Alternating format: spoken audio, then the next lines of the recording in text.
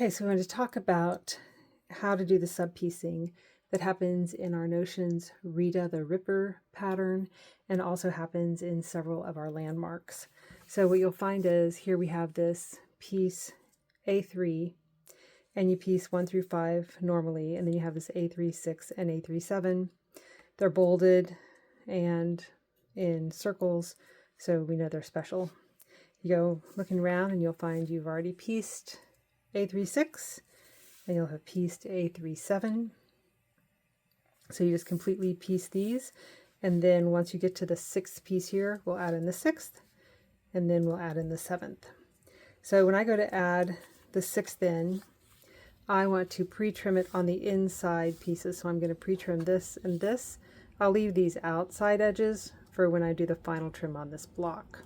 So I'm just measuring 1/4 inch from the solid line rather than trying to figure out if I'm cutting on the dashed line or not.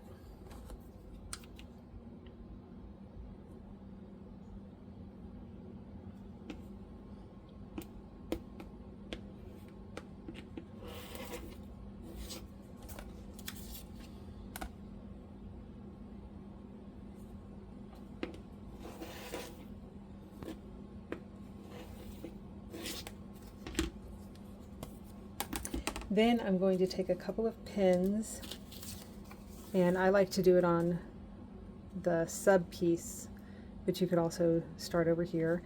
Usually I do it on whichever has the loosest fabric. These are about the same.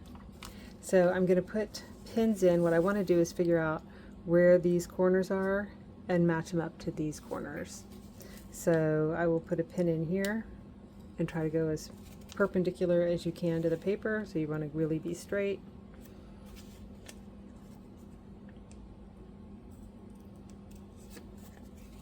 And then this piece is going to fit right here.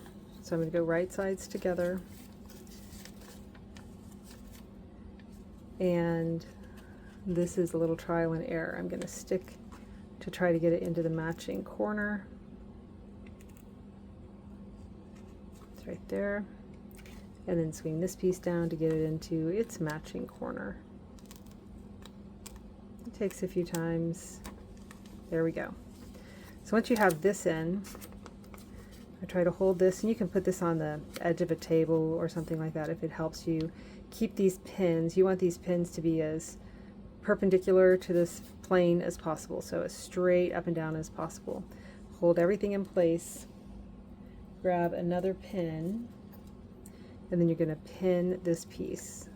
So you've got to go through a few layers of paper. Sometimes it's easier than others. This happens to have a lot of piecing right there. There we go. If it's longer, what I would do is, this is pretty close to this side, so I feel pretty secure about that, but maybe I want to pin here. So I'm going to take the opposite side out and then come over here and pin.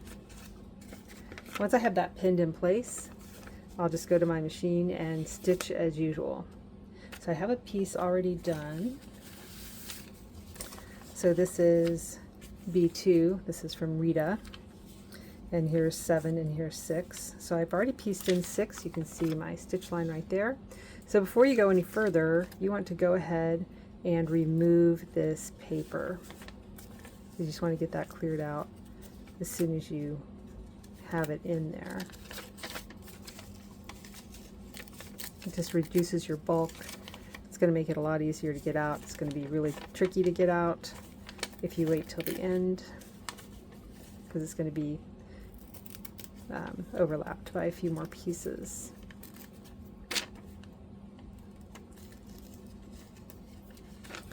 Okay, from here I would just press that into place, and you can see the ripper forming right there. So I would press that down really good, so we'll just pretend I did that. And then I would also trim this piece. So I would go over here just like you normally do when you paper piece. Go back on that edge and just get rid of that raggedy edge. And then again for B7, this is the inside piece. I'm going to keep the outside pieces intact, again to trim at the end. Instead I'm going to trim this side down.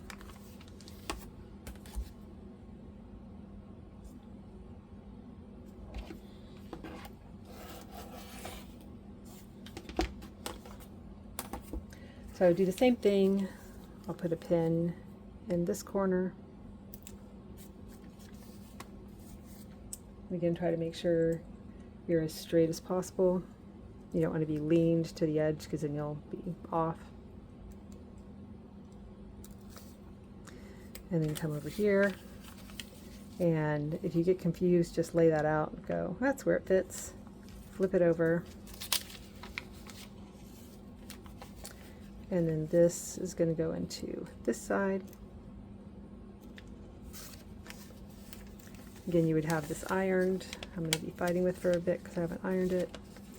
And then this is going to pin right in here.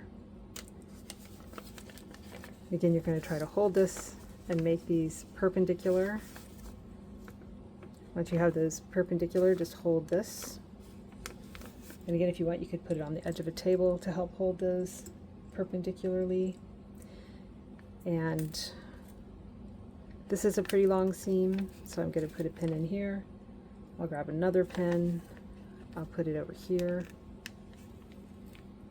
Now that I have this side secured, I'll take this pin out and move it to this side.